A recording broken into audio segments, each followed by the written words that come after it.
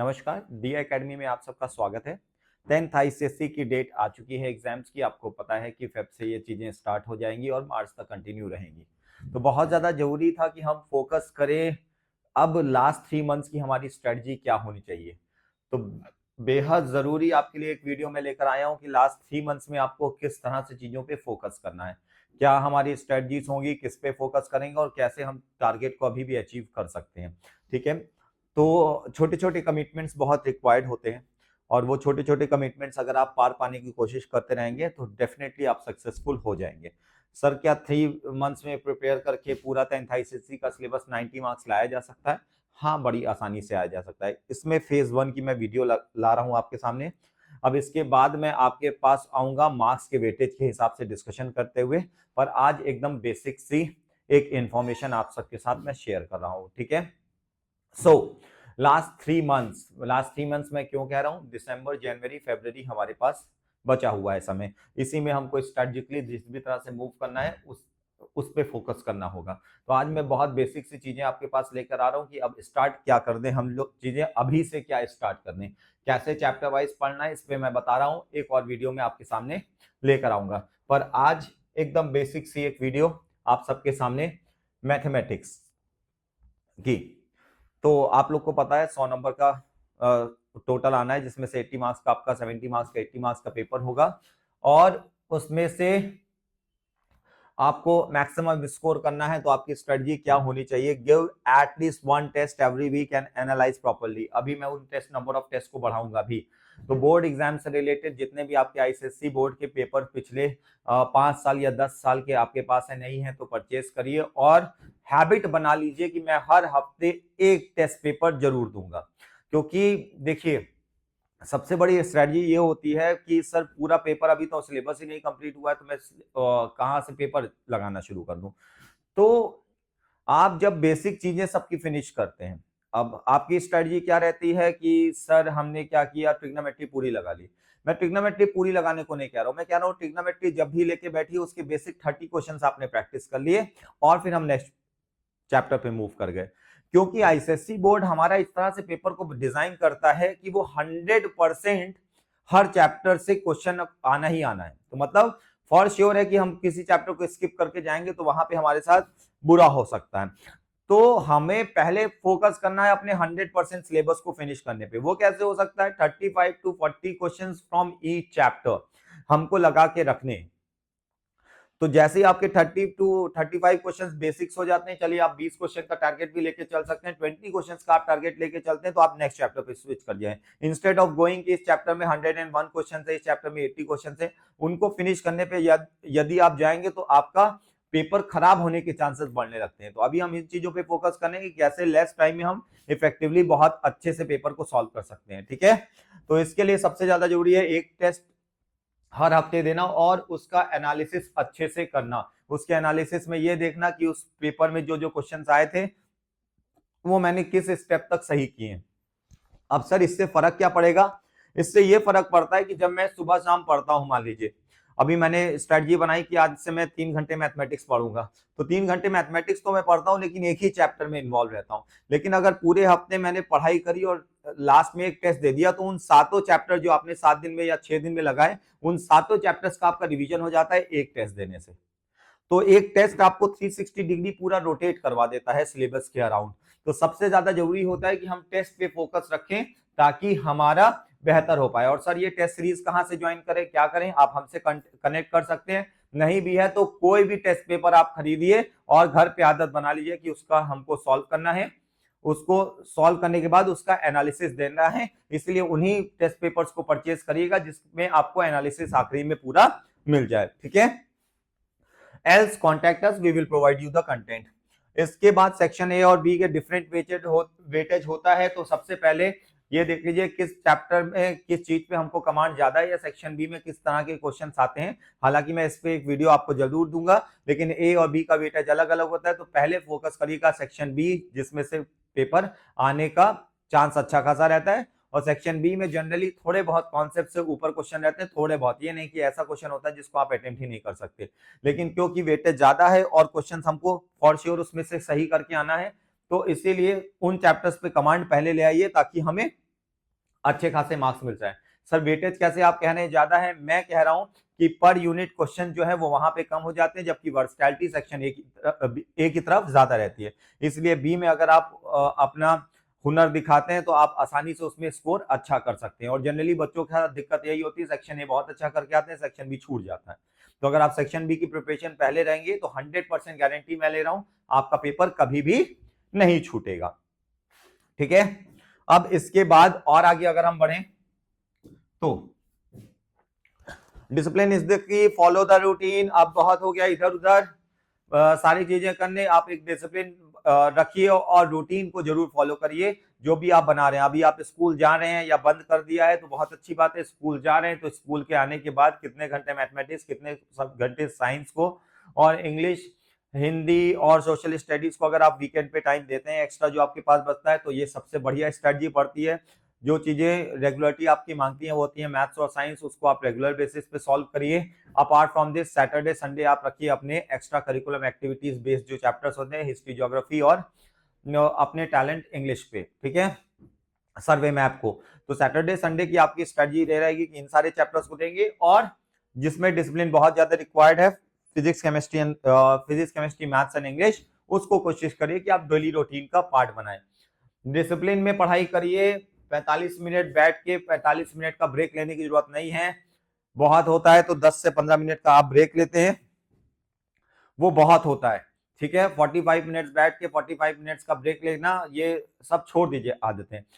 Continuous study करिए, जब भी बैठिए तो टारगेट बनाइए कि आज मुझे ये 30 क्वेश्चंस फिनिश करके उठना है। साइंस में आप बना रहे हैं तो ये पर्टिकुलर सेक्शन फिनिश करके उठना है, न्यूमेरिकल्स फिनिश करके उठने। फिनिशिंग पे टारगेट बेस्ड स्टडीज ज्यादा करेंगे तो डिसिप्लिन अपने आप आपका आता चला जाएगा। क्योंकि डिसिप्लिन बेस्ड स्टडीज होती हैं तो टारगेट सेट हो जाता है, टारगेट अचीव हुए बिना आप उठेंगे तो अपने आप आपको लगेगा यार फिर से बैठ के पहले ये फिनिश कर लो। तो जब वो आपके अंदर डेवलप हो जाता है डिसिप्लिन के थ्रू, तो वो तो बेस्ट पड़ता है किसी भी स्टूडेंट को सक्सेसफुल बनाने के लिए। और यकीन मानिए पिछले कई सालों में हमने जो टॉपर्स दिए हैं 90% उनको लास्ट टाइम में उन्होंने इन स्ट्रेटजीज को फॉलो किया और बहुत अच्छा स्कोर किया। फॉलो द रूटीन, जो भी रूटीन आपको बना रहे उसको फोकस करिए, उस पर स्टिक करिए। और ये किसी और से बताने की जरूरत नहीं कि मैं बता दे रहा हूं या टीचर से किसी से बनवा लिया, आप अपना रूटीन खुद से बनाइए कि मैं इस तरह से करूंगा। बस बाइफर्केशन कैसे करना है ये मैंने आपको ऑलरेडी बता दिया है। Focus on the preparation, control on social media. इस पर्टिकुलर एज में बहुत ज्यादा रहता है कि थोड़ी देर इंस्टाग्राम चला लें, इंस्टाग्राम चलाते चलाते कब 1 घंटा निकल जाता है पता नहीं चलता। रील्स की अगर आपको एक बार आदत पड़ गई तो उसको कंट्रोल करिए, और उसको हो पाए तो बहुत अच्छा रहेगा कि आप जब फ्री होते हैं तभी आप देखिए, जब आपने ब्रेक अपना लिया हुआ है। मैं ये नहीं कह रहा हूं कि अकाउंट बंद कर दिए तो आपकी लाइफ का बहुत बढ़िया पार्ट हो जाएगा। कंट्रोल बहुत जरूरी है। इट मीन्स वो आपको कंट्रोल ना कराओ, आप सोशल मीडिया को कंट्रोल कर रहे हो। तो बहुत जरूरी है इसके लिए कि आप नोटिफिकेशन में से जो नोटिफिकेशन आ जाता है इंस्टाग्राम का या व्हाट्सएप का, इसका अब आप नोटिफिकेशन हटाइए, डिलीट करने से फार बेटर है। नोटिफिकेशन हटा देंगे तो आपका कंट्रोल तभी आएगा जब आप उस वीडियो को देखना चाह रहे होंगे, जब आप इंस्टाग्राम चलाने चाह रहे होंगे। वरना क्या होता है, नोटिफिकेशन में देख के लगता है देख ले किसका मैसेज आया है, देख ले कौन सी रील है, कौन सा नोटिफिकेशन आया। तो नोटिफिकेशन में से पहले इन सबको हटाइए ताकि आपका खुद पे कंट्रोल बहुत बेहतर हो जाए। हमने भी अभी तक क्लासेस के लिए ये सब किया है और बहुत फायदामंद रहता है। मैं जब चाहता हूं उस पर्टिकुलर टाइम पे इंस्टाग्राम खोल रहा हूं क्योंकि नोटिफिकेशन मेरे पास आना बंद हो गया। मैं भी हूं लेकिन। तो फोकस ऑन द प्रिपरेशन, और सही में इसीलिए आप लोग को बता पा रहा हूं क्योंकि सच में बहुत मजा आता है। कभी कभी रील्स देखने बैठ जाओ, पता चला रही 12:30 बजे बैठे 1:30 बज गया, कैसे होता है, ऐसा ही हो जाता है। ठीक है, read on the different formulas regularly. सुबह सुबह उठते ही हनुमान चालीसा की तरह आपको पढ़ना है फॉर्मूलाज। पहले हनुमान चालीसा ही पढ़ लीजिएगा, उसके बाद आपको क्या पढ़ना है, ये फॉर्मूले सारे पढ़ने हैं, भगवान का नाम लीजिए और सारे फॉर्मूलाज को पढ़ना स्टार्ट कर दीजिए। और ये सिर्फ यहाँ तक सीमित नहीं, आप केमिस्ट्री में भी रिएक्शंस पढ़ सकते हैं, फिजिक्स में भी न्यूमेरिकल बेस्ड जितने चैप्टर्स हैं उनके फॉर्मूलाज पढ़ते जाइए। एक छोटी सी कॉपी बनाइए, नोट्स बनाइए जिसको आप डेली बेसिस पे पढ़ते जाएं। Maximum it will take 40 to 45 days, बस आप रीड करते रहिए, आपके दिमाग में अपने आप वो सारी चीजें बैठ जाएंगी। और ये मैं आपको बता दूं, ये कवर करता है आपका ऑलमोस्ट 30% सिलेबस। तो 30% मतलब पासिंग मार्क्स तो आपको सिर्फ इसी से मिल जाएगा कि जहां पे डायरेक्ट फॉर्मुला बेस्ड क्वेश्चंस मिलते हैं। ठीक है, तो 30% पेपर जो है वो आपका, या 40% बेस्ड इसी तरह से रहता है कि आप डायरेक्टली फॉर्मूले में वैल्यू पुट करिए and you will get the answer. तो बहुत ज्यादा जरूरी है कि आप सारे फॉर्मूलाज को एकदम अच्छे तरीके से पढ़ लें। फिर से आए और थोड़ा सा, give at least 15 test followed by the analysis. मैं बार बार टेस्ट पे जोर दे रहा हूं कि 15 टेस्ट आपको देखने हैं और फॉलो करना है एनालिसिस से। अभी से लेके फरवरी तक में आपको कम से कम 15 टेस्ट देने हैं। एटलीस्ट लिखा है, एटमोस्ट नहीं लिखा है। बड़े बच्चों के साथ दिक्कत है, एटलीस्ट को एटमोस्ट समझ लेते हैं कि मैक्सिमम 15 देने थे, 12 दे दिए, खुश हो गए। मिनिमम 15 टेस्ट देने, 15 टेस्ट, ठीक है। कम से कम, ज्यादा से ज्यादा ये डिफरेंस होता है। एटलीस्ट मतलब कम से कम होता है। तो मिनिमम आपको कितने टेस्ट देने हैं? 15 टेस्ट देने हैं। और उसका एनालिसिस आपको तुरंत चेक करना है for the betterment. Question will be of moderate to high level, find your question accordingly. जैसे ही आप पेपर देखेंगे, आपके क्वेश्चन पेपर का लेवल आईसीएसई बोर्ड में मॉडरेट टू हाई होता है। कुछ एक आध क्वेश्चन हाई होते हैं और बाकी मॉडरेट होते हैं। तो अगर आपकी स्ट्रेटजी ये रहेगी कि हम पहले हाई लेवल के क्वेश्चंस को करने के बजाय मॉडरेट लेवल के सारे क्वेश्चन पेपर फिनिश कर दें, फिर लास्ट में जो समय बच रहा है उसमें हम हाई लेवल के क्वेश्चंस को अटेम्प्ट करें, तो that will be the best strategy. इसीलिए मैं बच्चों से हमेशा कहता हूं, पहले पूरा पेपर पढ़ लो, फिनिश कर दो, ठीक है। फिर आप अपने मतलब के क्वेश्चन ढूंढ के पूरे पेपर को 100% मार्क्स लेकर आ सकते हैं। और अगर आपकी तैयारी बहुत अच्छी है तो ना आपके लिए मॉडरेट होता है ना हाई होता है। मैथ्स में सिर्फ यही होता है, आ रहा है तो ईजी है, नहीं आ रहा तो हाई लेवल है, ठीक है। सो अपनी प्रैक्टिस इस तरह से रखिए कि आपको पूरा पेपर इजी ही लगे। उसके लिए क्या करना, उसके लिए मैंने आपको ऑलरेडी बता दिया। आज ही से सारे चैप्टर्स लिखिए और हर एक चैप्टर के 30 बेसिक क्वेश्चंस लगाना शुरू कर दीजिए, ठीक है। जैसे ही 30 to 40 बेसिक क्वेश्चंस हो जाएं, जो भी आपका टारगेट है, उसके बाद नेक्स्ट चैप्टर पे आ जाइए। जो भी डाउट्स है हमें भेजिए, हम सॉल्यूशन आपको बताएंगे। Few questions are going to be based directly on the concepts and formulas and few will be tricky and calculative।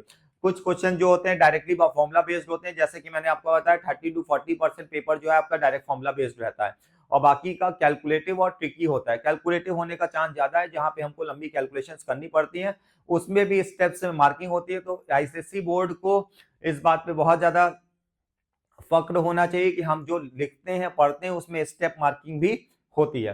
तो स्टेप्स को फॉलो करिए, this will be very good for you. और कॉपी थोड़ा साफ साफ लिखिएगा। Analysis will help you to select the right questions in the examination hall. जब हमने एक टेस्ट पेपर सिर्फ दिया होता है तो हम स्ट्रेटजी बनाने में विफल रहते हैं, सक्सेसफुल उतना नहीं हो पाते। लेकिन जब आप एनालिसिस भी किए होते हैं तो आपको पता होता है कि किस तरह का क्वेश्चन में मैं फंस रहा हूं और किस तरह के क्वेश्चन मुझे एग्जामिनेशन हॉल में अटेम्प्ट करने हैं। जो भी जिस भी तरह के क्वेश्चंस में आप फंस रहे हो, उनका अलग से एक चार्ट बना लीजिए और उसी पे फोकस करिए कि अब इस चार्ट के बेसिस पे मुझे क्या करनी है, पढ़ाई करनी है। फाइनल एग्जाम के दिन पे जाने से पहले सिर्फ उसी चार्ट को पढ़ के चले जाइएगा। उसपे जैसे क्वेश्चंस आपने मार्क किए हो, उन्हीं क्वेश्चंस को पढ़ के जाइएगा। You will do very good. So I am telling you all the points once again. सबसे पहले आपको टेस्ट देना स्टार्ट करना है, एनालिसिस स्टार्ट करना है। लेकिन टेस्ट हम डायरेक्टली कैसे दें, इसलिए हर टॉपिक के 30 क्वेश्चंस लगा के नेक्स्ट टॉपिक पे मूव कर जाइए। लेकिन इसके साथ ही साथ टेस्ट देना भी शुरू कर दीजिए, ठीक है। हमको कम से कम 15 टेस्ट देने हैं। इसका मतलब है अभी से हमको इस टेस्ट की स्ट्रेटजी को शुरू करना होगा। इसके बाद मैं आपको नेक्स्ट वीडियो में बताऊंगा जिसमें चैप्टर वाइज वेटेज भी होगा और उसको भी हम जल्दी ही पोस्ट करेंगे। क्वेश्चंस का लेवल मैंने आपको बताया मॉडरेट टू हाई रहता है। इस वजह से डायरेक्टली फॉर्मुला बेस्ड जो क्वेश्चंस होते हैं वो मॉडरेट या लो लेवल के रहते हैं, और हाई लेवल या ट्रिकी क्वेश्चन जो होंगे आपके, उसके लिए आपको properly paper back to back देने होते हैं। और वही मैं आपको बार बार समझा रहा हूं। और सेक्शन ए और सेक्शन बी, दो सेक्शंस रहते हैं पहले, और सेक्शन बी को क्लियर करने का पहले स्ट्रेटजी बना लिए, क्योंकि सेक्शन ए उसके अकॉर्डिंगली इजी रहेगा, तो आप आसानी से उसको कर सकते हैं।